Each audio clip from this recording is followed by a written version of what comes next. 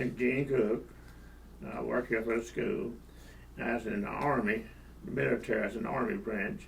I spent 2 years in the service. I went in 1965, November 18th. Got out in November 67.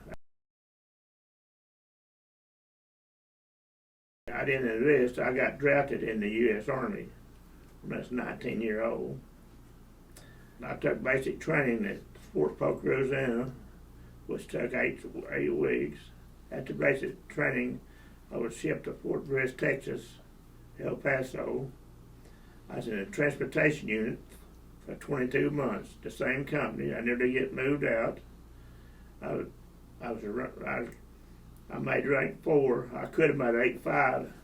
They said, you're at risk for 3 more years, we give you 1 more rank. I said, no, I'm had all that I need. I don't know more. I wasn't shipped overseas no more. It was in the Vietnam War time. But I never did get to go overseas. I didn't want to go. And while I was in the transportation unit, I worked out of it was a headquarters company, what we were. I worked in a motor pool in transportation. And while I was in transportation, I hauled troops to different rifle ranges out on the White Sands, New Mexico.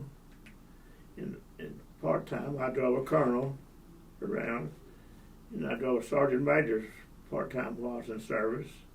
Really, the easiest job I ever had.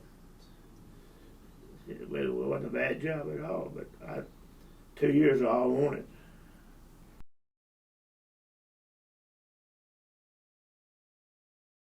When I was in basic training in Fort Polk, you drill sergeant, they'd try to make you mad, you know, see how you could take the pressure under. Mm-hmm. They'd tell you, we help you go to Vietnam and get killed. They'd tell you that.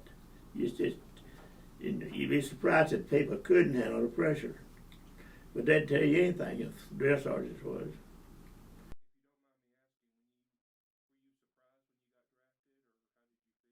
No, I wasn't surprised because that's during the hot time during the Vietnam War.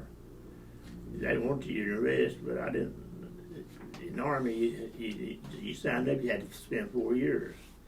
And I spent 2 years. I wasn't surprised at all to get drafted. I went to take my physical 3 times before I ever left. The third time, I didn't come back home. I was shipped on to Fort Polk. Mm-hmm. They was worried. I was scared to go to Vietnam. At one time, I wanted to go. My mom said, you don't need to go. And I hushed, didn't say no more about going to Vietnam.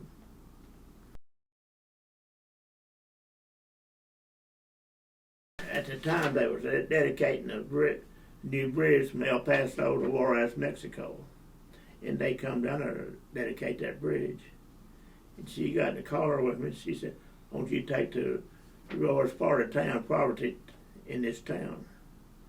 And, you know, I'd been all over El Paso driving because on Sunday morning sometimes I'd have to go pick up the nuns and take them to church. And I was all over El Paso. So hey, they treated me nice. They treated me nice. When I got out, I got a letter at the house where my colonel wrote me a letter in case I needed to get a job anywhere. Mm-hmm. He said, you don't need to get out. He said, you know we'll make it on the outside. He told me that. I said, well, you'll watch, sweet buddy. Really, he's a good guy driver because he'd come out sometime. I'd take him to the meeting. He'd come out, I'd be dozed off in the car. He said, we don't need to get caught doing this. I said, me and you both get in trouble.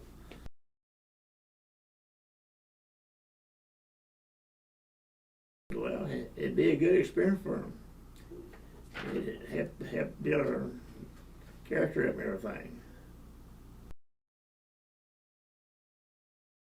Well, I remember one time I was in a deuce and a half. It was in a little convoy. We'd been out all day. We were going back to motor pool, 5 of us.